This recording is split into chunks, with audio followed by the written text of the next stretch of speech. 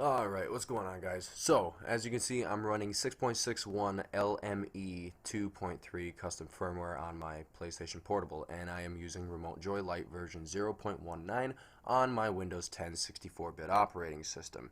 So, you're probably wondering how I got that. Well, I'm going to go and run through a few things with you and let you know how all that works out, and we're going to take this step by step so you guys can install this properly. When searching through the web, nobody knows how to make a tutorial like I make a tutorial apparently, so this is how it's going to be. I will have the step-by-step procedure written down low, as well as two download links that you're going to need to download, and these files that you're going to have to download are right here. I have the RemoteJoyLite 019v2 underscore updated. This is my specific file that I have put everything together that you're going to need in order to run this specifically on your PC to make it easy.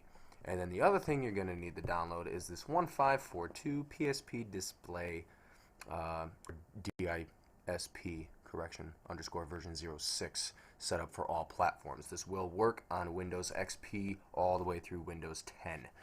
So once you download those two files, what I'm going to have you do is extract everything in this folder. Well, not everything. So take your RemoteJoyLite. It's a RAR file, just to let you know, so you're going to need a WinRAR or a RAR extraction program in order to extract that. Double click on that and open that up once you have one of those programs. You might get notifications like I do because for some reason my shit still says that it's expired and it's not, so it's just stupid.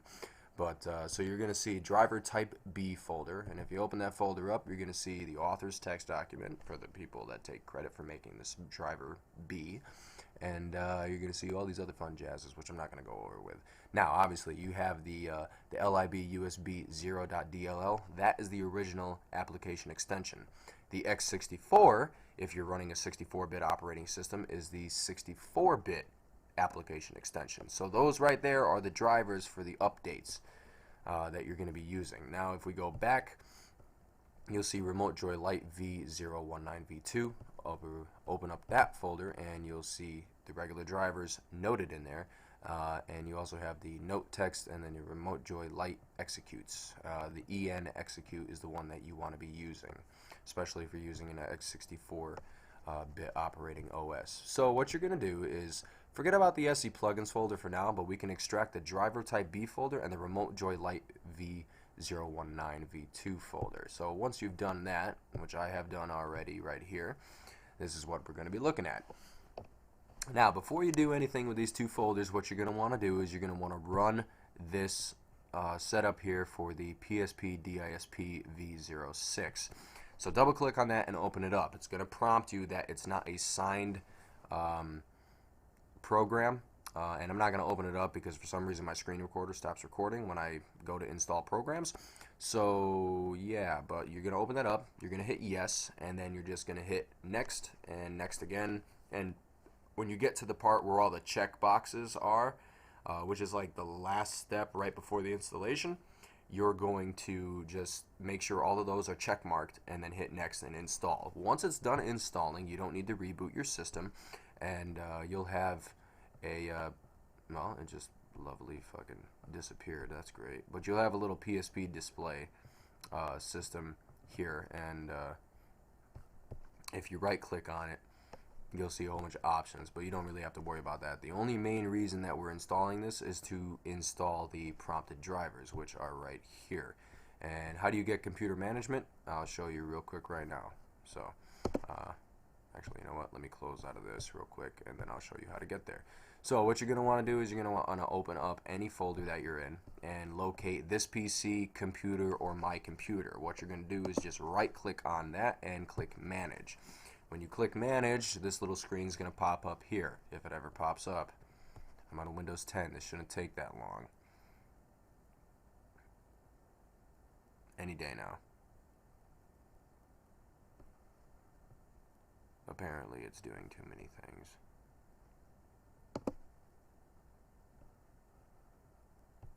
Oh my god, what the fuck is going on right now? Exit this. I'll even exit this. Yeah, whatever. Alright, here we go. Now it finally came up. So, once you get your computer management up, you're going to select Device Manager. Once you're in Device Manager, just for proof of point, I already have it installed the proper way so it works, obviously.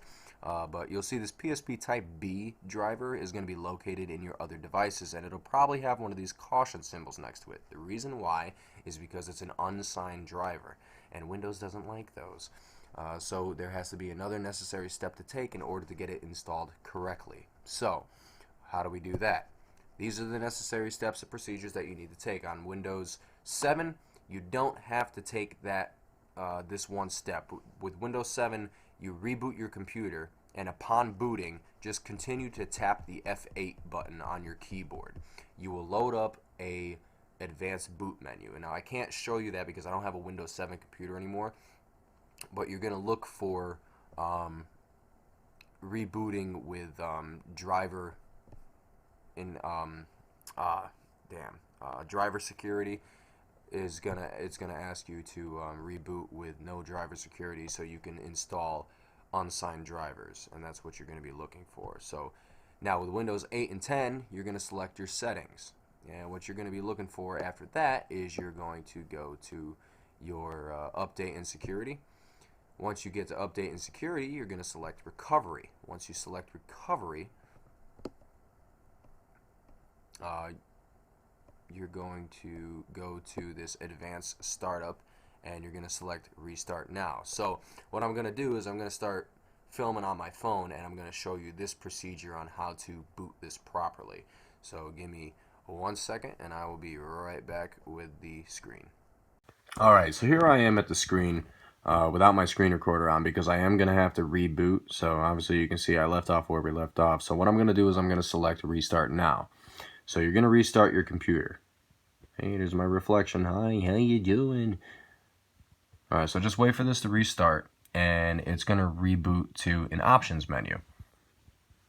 So first things first, what you're going to do is you're going to go to Troubleshoot, which is reset your PC or see advanced options. So go to Troubleshoot, you're going to select advanced options, and go to your startup settings, and right here we're going to look to disable driver signature enforcement.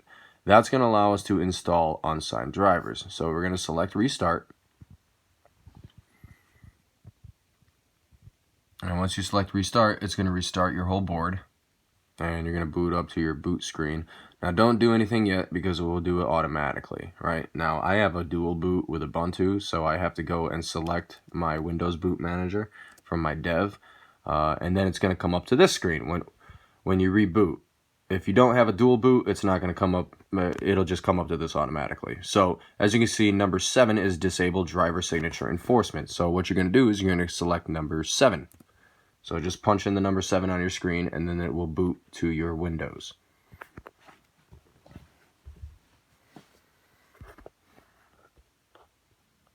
And voila, we're back on Windows. So I'll just log in real quick. And here we are. We're back on Windows, and now we don't have any driver enforcement. So now I'll meet you back on the screen so I can get rid of this unstable video. Alright, so here we are back on screen. So now that I have my driver enforcement turned off and I've advancedly booted my Windows, again, this is for Windows 8 and 10, so what we're going to do now is we're going to go back to our device manager. So we need to open up a folder because for some reason we can't select computer from the start menu. So I'm going to open up my folder here, and I'm going to right click on, again, my computer, or this PC. You got a message on your phone. I want to say, no, I don't want to see that. I wish I never connected my phone to my laptop. Anyways, so then right click on this PC, my computer, or computer, and click manage. Your computer management is going to be coming up here, so we'll go to device manager. Open up your device manager, and you're going to select your PSP Type B driver, which is going to be down here in the other devices because we haven't updated the driver yet. And it'll probably still have a little caution logo next to it, but don't worry about that. So what you're going to do is just imagine that this PSP Type B is down here in other devices. right click on it and select update driver. Now the folder that we extracted, the driver type B folder that we extracted to our desktop, this is where we're going to be using that. Browse my computer for driver software. So you're going to select browse, and then you're going to go to your desktop and you're going to select your driver type B folder. Hit OK, and make sure you check include subfolders just in case there is something in there that it needs to use. Then you're going to select next. Once you select next, it's going to install the driver. It will ask you a prompt, which would probably stop my recording again, and you just hit yes on that prompt or OK, whatever it says, and just continue the installation. And once you continue the installation, then we can move on to the PSP. So what I'm going to do here is activate USB mode for my PlayStation Portable. It's going to tell me I got a problem with my drive 7,000 times. Yeah. One more time. No? Impressive. Alright, so now select your PSP through your folder system. Or if you're that confused, you can just go to this PC or computer and select your USB drive for your PSP. Double click on that and open that up. If you haven't already, create an seplugins folder on the root directory of your system storage or your memory stick storage. If you have a PSP Go, like I have a PSP Go here, so I'm using system storage, and double click and open that up. No, not rename, open it. Now, once you double click and open that up, you want to right click and create if you haven't already. Go to new and just select text document. Name the text documents all capital letters, game, pops, and VSH. Again, if you haven't done that already. Once you've done that, the other folder that you have, your RemoteJoyLite folder. Oh, wrong one. Nope. Now in your, that's right, the extracted files, the one folder that we didn't extract was the seplugins folder. So here you can double click and open that up. Take the RemoteJoyLite.prx and copy that over to your PSP. Now I've already done that. Obviously you can see that right there. So I'm not going to have to do that step. And once you've done that, your game, pops, and VSH text, you have to open those up in each specific one. Now if you're running a regular PSP 1000, 2000, or 3000 and you have a memory stick, or you're using the memory stick on the PSP Go, you're going to write ms0 : /seplugins / RemoteJoyLite.prx /1. If you're using the PSP Go's internal memory, you're going to be using for the first command ef0 : /seplugins / RemoteJoyLite.prx1, like I have written here. I will have that written detailed below, just to let you know again. So if that is a little confusing, it'll be down there so you can kind of read it out and work it out. So do that in every single one of your notepad documents, which is your text documents, game, pops, and VSH. Once you've done that, now it's time to go to the PSP. Okay, so here we are on the PSP. So what we're going to do is, again, I'm going to show you my system software here. System settings, system information. You can see 661LME23. Again, this is RemoteJoyLite that I'm running with 661 custom firmware. So what you're going to do is you're just going to simply hit select. With all the newer custom firmwares, you can boot into recovery mode or vice versa or whatever, no problem.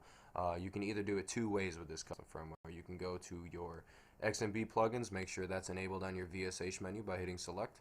Same thing with game plugins and pops plugins. You can go to your plugin manager here and make sure you have RemoteJoyLite for your VSH, game, and pops enabled. And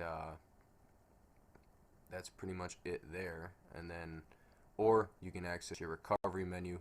And again, if you need to access your recovery menu,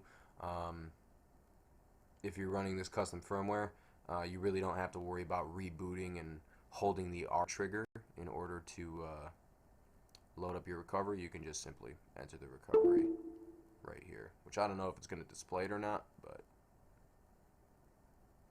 I don't know. Let me find out. Nope, it's not going to display it, so I'll just exit.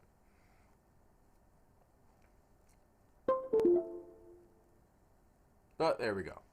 So that's pretty much it. And then your RemoteJoy should be working on your 64-bit OS. So thanks for watching. I hope this helps you guys. And again, I will have both links to my RemoteJoyLite updated folder and my PSP DISP file as well in the links below for download, and then the written description will be below those. So rate, comment, and subscribe. It's kind of good to be back. I haven't been back for a while, and I'll talk to you guys later. I'll have some more videos coming your way. So, and I'm going to be finishing up the PS3 scene soon too, so that'll be awesome. Alright guys, thanks for the support. Glad to be back. I'll talk to you all later.